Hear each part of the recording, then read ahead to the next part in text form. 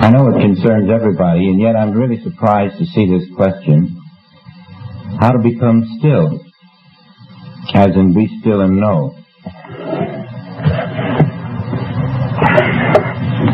I know the man who asked this question can answer it himself.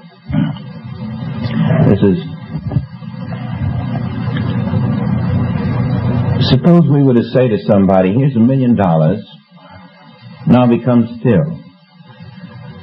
I feel fairly certain that person would find a way to become still. In other words, there has to be a sufficient incentive.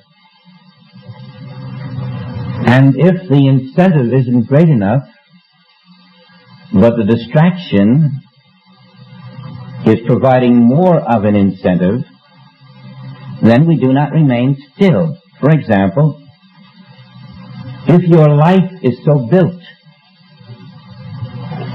that you are living in a sense of personal self, material self, thinking of yourself as a person with such and such a bank account, such and such a job responsibility, such and such a recreational pattern, why then you're living in the mind. And the mind is having a material life all spread out before you. And to be still under those circumstances is going to be very difficult. As long as you still accept mind as God, as the ruler of your life, and that whatever the mind says do, you do, you can't be still. There's no you there to tell that mind to shut up. The mind is being you.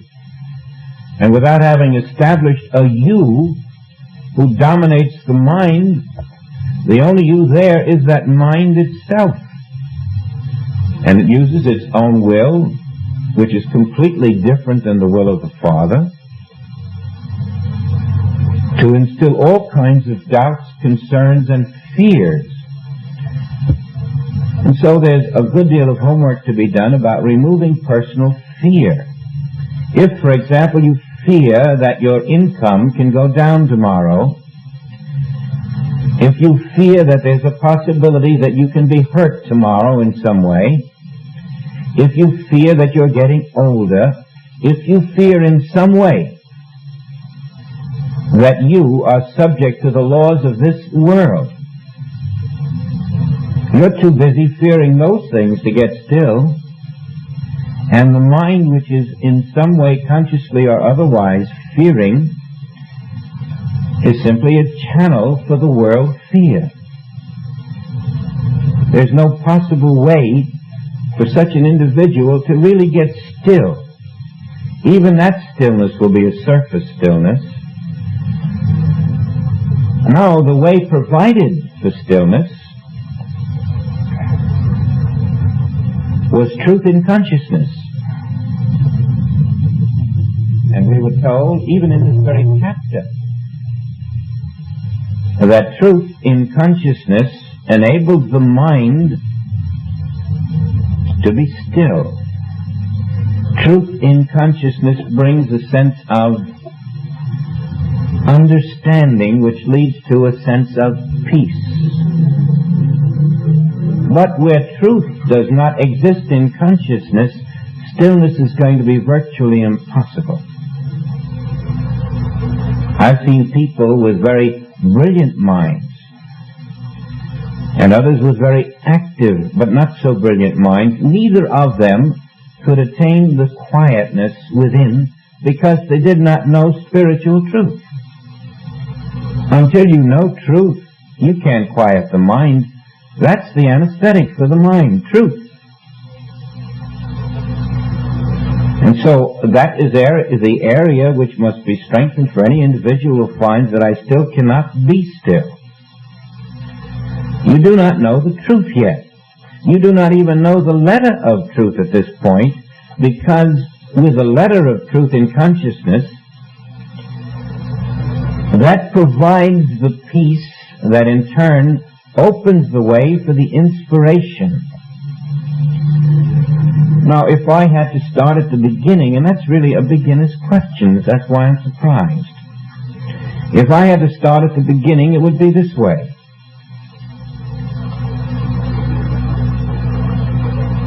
If the truth is that God is all, and God is spirit, then if I'm not willing to accept that truth, I might as well go no further. You can't turn away from a truth as vital as that and expect to do something else, like realizing the existence of your own soul. And so, where there is an unwillingness to wrestle with truth until you make it yours, the harder part of silence will always remain there. Now, let's suppose you wrestle with truth.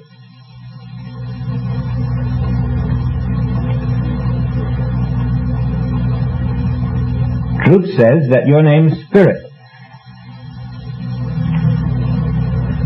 Truth says, blessed are the meek. Truth says the meek are those who, trusting in their spiritual identity, learn to be receptive not to the mind, but to the harmonies of reality. Truth says anything that is not spirit is unreal.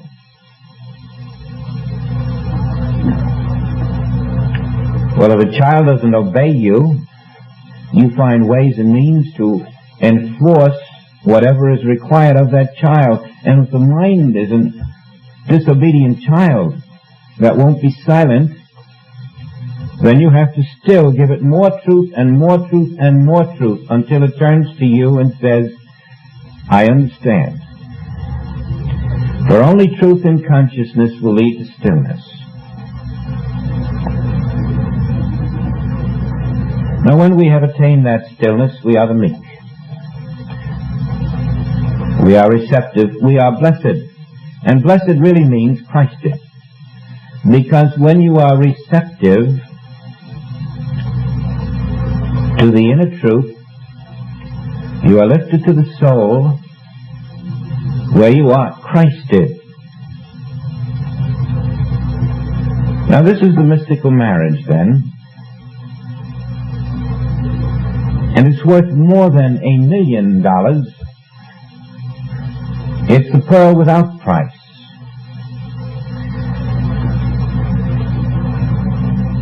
The mystical marriage reveals that there is nothing unlike God anywhere. That all is God expressing. And that God does know how to run a perfect universe. When God says, blessed are the meek, that means a method must have been provided for us whereby we can be still. God must provide a perfect universe, and therefore every provision in that universe for our soul realization must be at hand.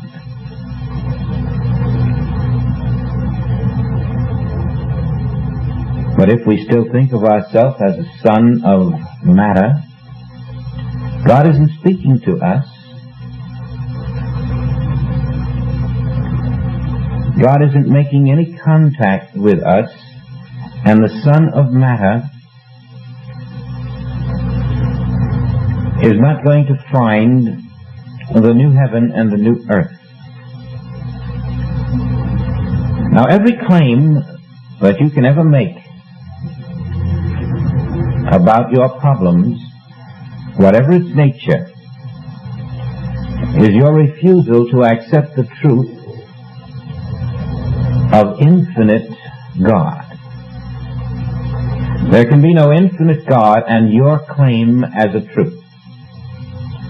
And so if you have a problem reported to you which you do not challenge, or a problem which you are reporting, you are saying God is not infinite.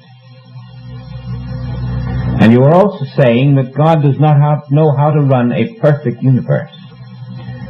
But you could start the other way, with the acceptance that God does know how to run a perfect universe. And knowing this to be so is probably one of the prime truths you can accept as a letter of truth. God is running a perfect universe. And therefore anything imperfect can only be my own misperception of the perfect universe. My misperception is finite sense. And so I don't want to remove God or anything God is doing. I want to remove and change the finite sense which misperceives what God is doing.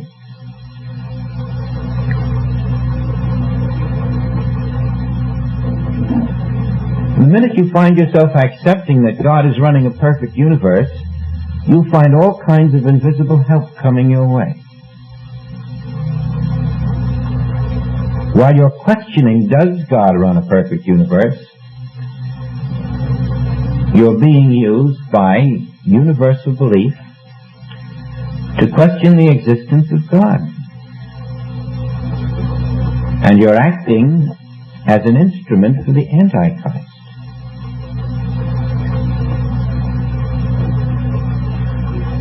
So then, you must take yourself to task, accepting that God is present, and then from there we can go into the higher realms of our study. We were speaking of the soul body. Just as your physical body is present in your mind, your soul body is present in your soul. Now, but until you find soul, you cannot find soul body. And so the pearl of great price is that when you find soul in your mystical marriage with the Christ, you also find the soul body, the Christ body. It is self-luminous.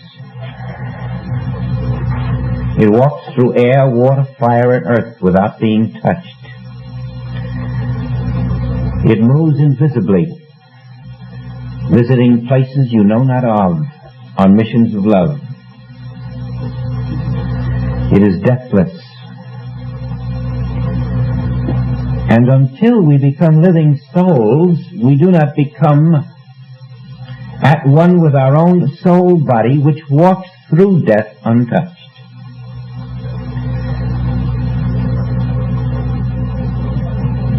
So the rewards of the Spirit are beyond count. The highest is eternal life. But in this human existence, the rewards of the Spirit are already evident in many of our lives. We find that the presence of our soul understanding is already with us. Many of us have glimpsed the soul sufficiently enough to know that we are released from the problems of the flesh when the soul faculties are realized. And even though these may be intermittent in our present levels of experience, enough has happened for us to know that Christ consciousness only comes to earth through the soul, that it is the Father's will that we be perfect, and that the soul and the soul body are already completed and finished and ready and here and waiting for us to live in them as we drop the sense of personal self which constitutes our duality. Only Spirit is here. And so God's Spirit interpenetrates everything that we are doing invisibly. Wherever we are, the essence of God is. And as we become soul conscious, this new dimension makes understandable to us this invisible essence which is ever present. You remember that Joel spoke of his life in the body of the soul, how he could sit in a tree and see the birds and at the same time be a bird sitting on a tree branch, how he could sit inside a star or on a star looking at the earth and at the same time be on earth looking at the star. How he could be the life of a stone looking into the ground and at the same time the ground looking up at the stone. He explained that in this soul body, in this mystical consciousness, that his life was like a little point, but it was a point that was everywhere. And he looked out of each point, that even those around him he recognized to be his invisible being, that he was the center of everyone's life around him, looking out from within them as the law and grace of their being.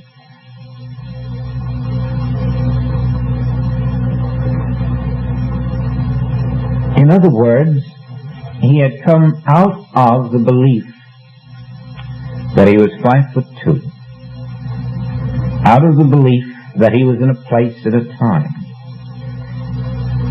out of the human sense of things, into a grander vision,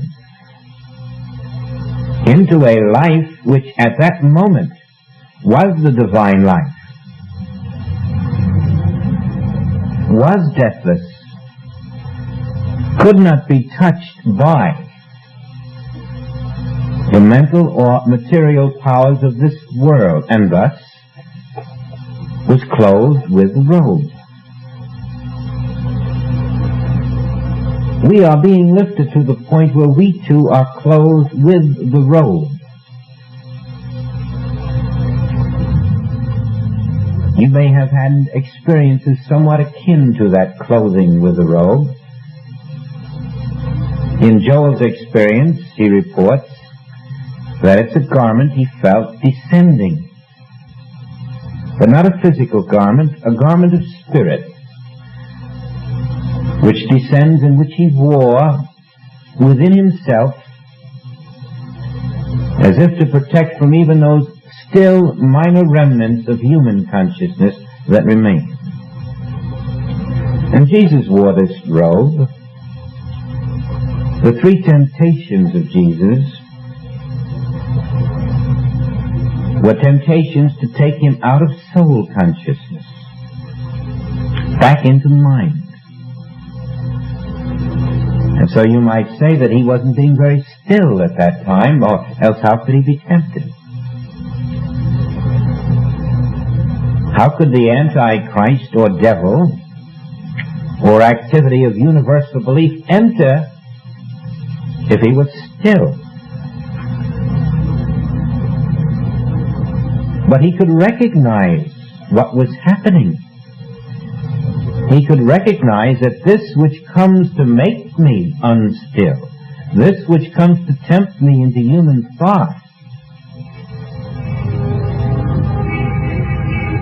this is denying my identity. This is removing me from the belief that God is all.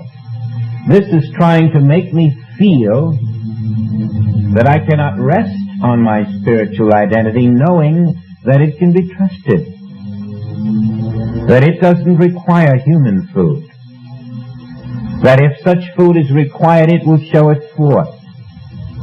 And so you recognize these thoughts that well up when you're trying to be still as the Antichrist, as the tempters, as the so-called devil, as universal belief, and you've caught it red-handed right in you at the moment while you're concentrating on being still. Here are these thoughts that won't let you. Fine.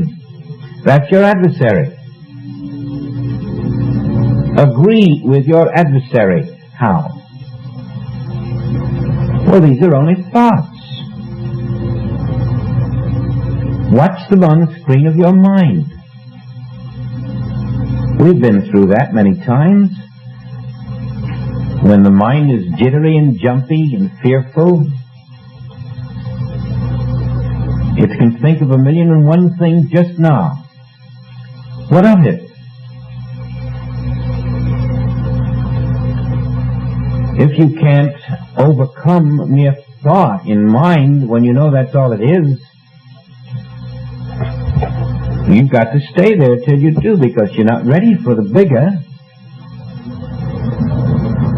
Now suppose you could watch that thought long enough on the screen of your mind until one of you loses, the thought or you, until you conquer it, till you overcome it, until the thought subsides and says, I give up. That's wrestling with your adversary, and that's also agreeing with your adversary. You're not reacting to the point where the thought makes you run out and do something. You're staring it down. You're looking straight at it with no resistance. You're even determined that it's going to bless you. And finally you find you have the power. It may take longer than you'd like to devote to it, but you have the power to overcome thought. And once you do, you feel that great vacuum within. And you know, I have won. Thought is dead. It may come back tomorrow or an hour from now, but right now I have won. I'm in a silence. The prize is too big to lose. The prize is so great that we're told to sell all that we have just to attain the recognition of our own soul. Now we are lifted beyond human limits. We can even understand how a Jesus could bring real food where none seemed to exist and feed people with real food. Why? Soul power. How a Moses could watch the Red Sea part. Soul power. The developed sense of soul, the developed spiritual consciousness, doing it without effort and without humans trying to make it happen. Never think that Moses wanted the Red Sea to part, or desired it to part, or tried to make it part. He was probably as surprised as anyone else. But he knew there is only harmony in the soul. And he rested in the soul, and the harmony appeared in its way at its time. But he wasn't in a human mind. He wasn't in a human mind that could say, how could this happen? He was out of a human mind. He was living in the soul sense which knows that nothing is impossible because harmony is here and now. Peace is here and now. Truth is here and now. He was in the soul which knows that all of God is here and now. He was not in the second creation. He was not living as Adam. He was not a re-expression. He was the actual expression of God, and knew it to be so. And the only difference between him and us is that we don't know it to be so, but it is so. The harmonies of spiritual power or soul power are beyond the wildest imagination of any man on earth. Because infinity functions through the soul. There, where God is perfecting all things at all times so that nothing can ever be less than what God wishes it to be, Infinite divine principle is being itself at all times. But this infinite divine principle is invisibly present where we are, right now. Right where we are, spiritual law is functioning. Spiritual harmony, invisible to human senses, is not invisible to the soul. The soul witnesses what God is. The soul witnesses divine principle in action. The soul does not witness the world of good and evil. And your extra dimension of consciousness, then, is being lifted into that deep silence in which all of the cosmic mind of this world is silent within you. All of it.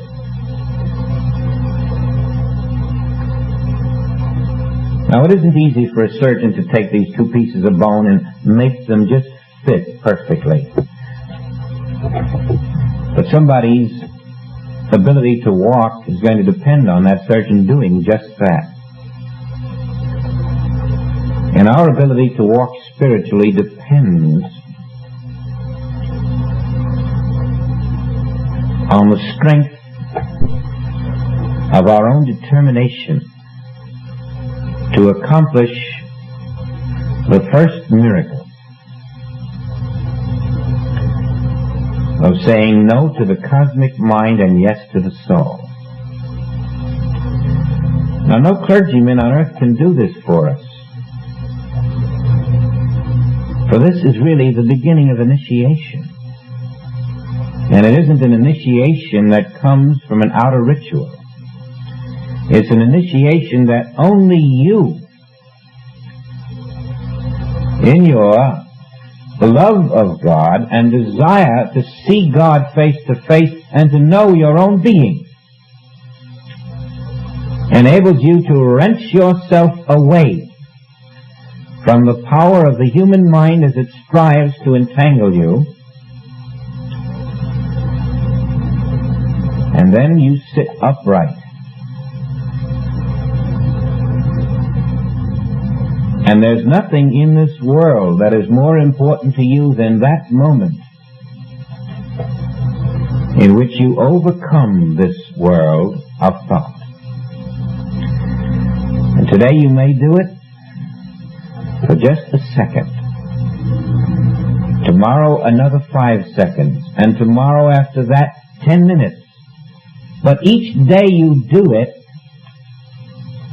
you are rising in consciousness to the place where your soul will give birth to Christ.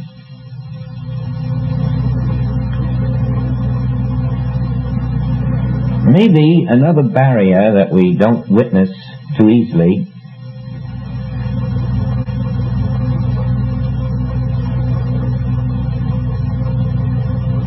is we're holding on to this fellow at the same time as we're trying to find that soul. You have to have a total willingness to give this one up. The dying daily becomes a very, very important phrase in your life. It has a new meaning to you. If I want to be born in soul consciousness, I've got to die to mental consciousness. And all of this world and the me that is in it and the people I know in it are all that mental consciousness made manifest. I'm leaving this world. I'm not trying to remain in it with one foot and go into a soul world too. And that's probably where most of us are hung up. We want to stay in this world. We don't want to leave it.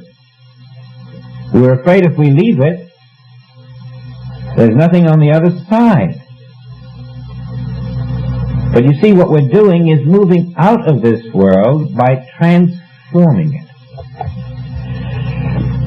This world is transformed. And the image that is in the soul shines forth instead of the image that is in the mind. The image that shines forth out of the soul is creation. The image that shines forth out of the mind is this world. Our choice is between living in the kingdom, which shines out of the soul, or the world that shines out of the mind. And where you make your choice is where you will make the effort to live. Don't you see, when the choice is clear, there's no obstacle anymore. How could anything prevent you if you've made up your mind that you're going to live in the kingdom? It's just when you are completely undecided, unclear on your direction, that your own inner doubt is reflected in your own lack in ability to rise beyond that doubt.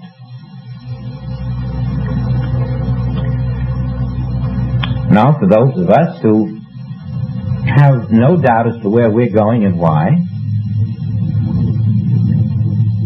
no doubt but that the kingdom of God is exactly where Jesus said it was, within me, and me is not a physical me is my soul. Me is the Christ of my own being. And that's where the kingdom of God is.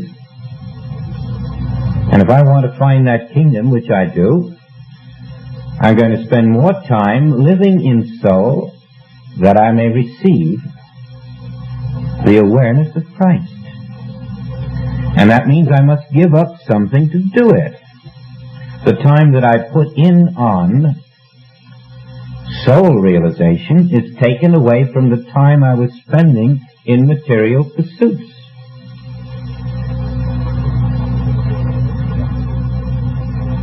The more time I take away from material pursuits and put into soul realization, the closer I will come to the ultimate attainment of Christ consciousness. Now, Joel put in the time.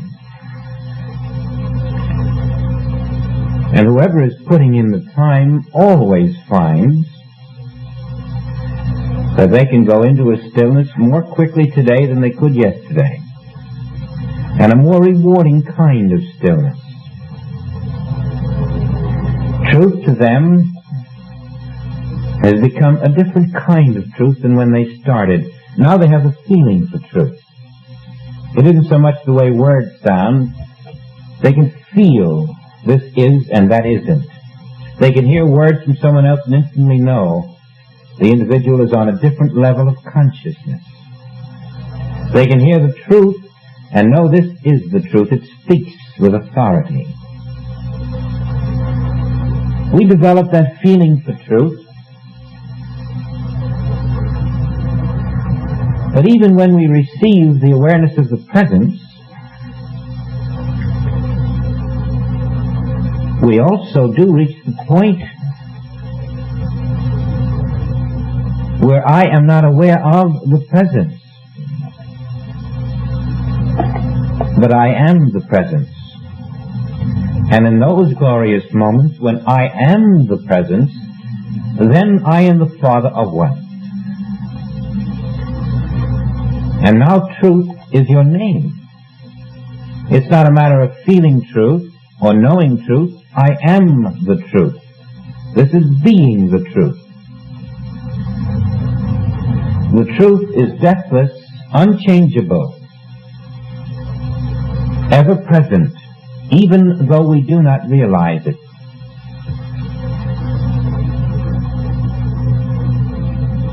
Now, if we're going to live in the kingdom of God consciously, we must live in the acceptance of all that is present here now, though we do not see it. Even though we have not attained the soul realization of it, the truth in consciousness that we accept is our step toward the honoring of the invisible Father. The honoring of the invisible Father in all men. The living with love, selflessness, purity, and service opens you up so that truth becomes active in consciousness and leads to the peace or the silence. Witnessing men instead of spirit closes you up. Witnessing claims and accepting them as real closes you up. Every claim is our denial of the presence of God. Every claim is our denial of the allness of Spirit. And you can't get around these truths. Only the allness of Spirit is acceptable. And the ultimate prize is freedom. Complete and total freedom in Christ.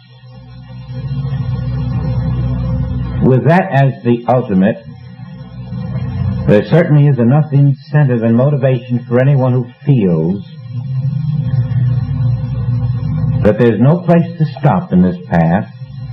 There's only one place to go, and that is to the complete awareness that I am not a mind and a body. And I cannot be satisfied with those limited faculties. But I was given the soul faculties for the purpose of bearing witness to the kingdom. And I must exercise those soul faculties in order to reap the fruits of them. And so tomorrow, when I wake up in a mind and a body, my first task is to rise into soul awareness.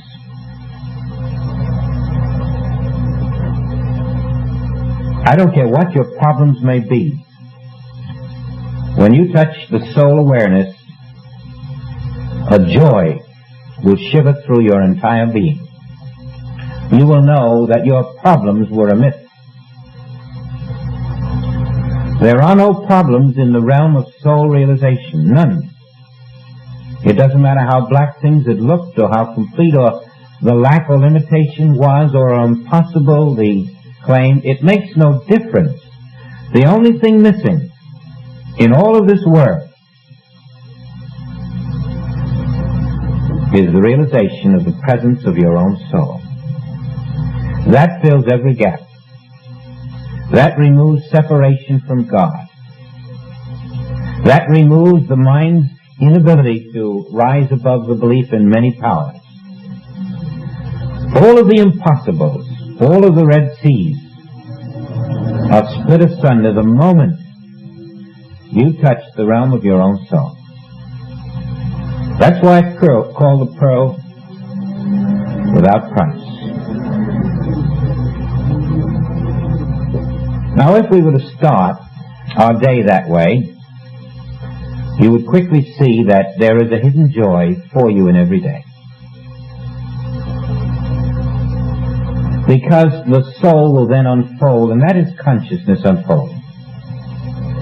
That is individualized Christ consciousness unfolding from the Father through the soul, completely new every day, in ways you cannot imagine. Changing your life, uplifting your life, redeeming all of the falseness, refining the body, extending and expanding the awareness of the mind. Even in the human plane, much is felt from this opening of the soul faculties. They enter into every phase of your human life dramatically. But they also go before you, preparing the way.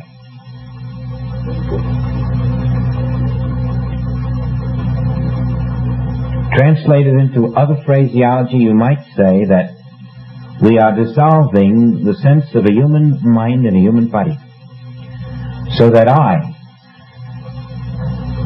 the spiritual self, the spiritual body, the spiritual mind, can be revealed as being ever present and here at this moment, while you are rising in consciousness, so that you may find me.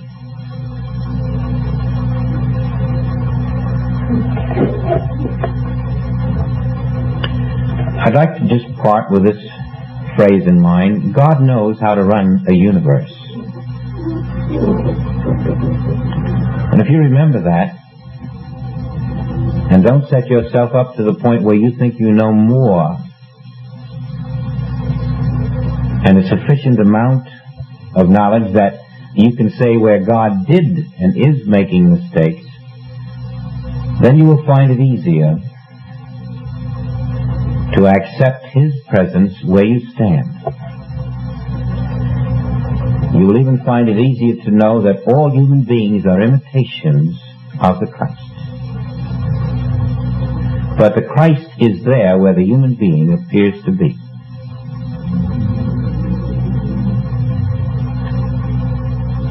There is a Christ that is you. Only your soul will make you aware of that.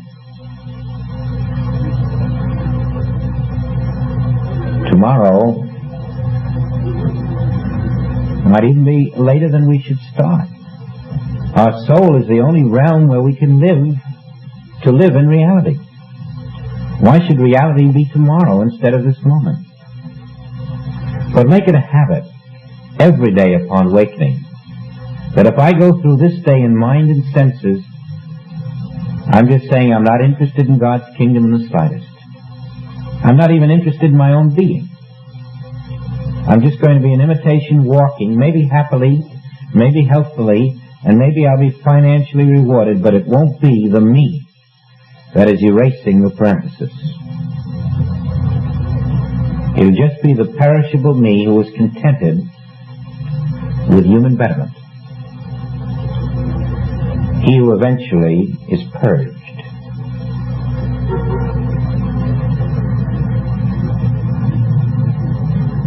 We're not waiting now for any day of judgment to separate the sheep and the goats.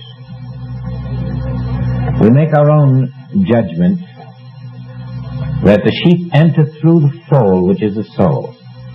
And that is our direction.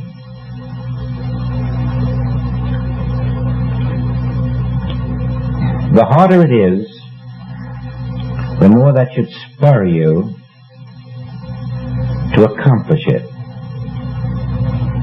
You'll find that when it falls into the right groove, you know it. You'll feel the absence of all universal belief as it tries to come through the dam. It'll swell up all around you, try to move through your mind, but you'll find you have an easy power over it. You can keep it out. You can keep it out easily, at will. And as you do that, the power of the soul will resurrect, reform, regenerate, redeem, and reveal the new heaven, the new body, right where you are.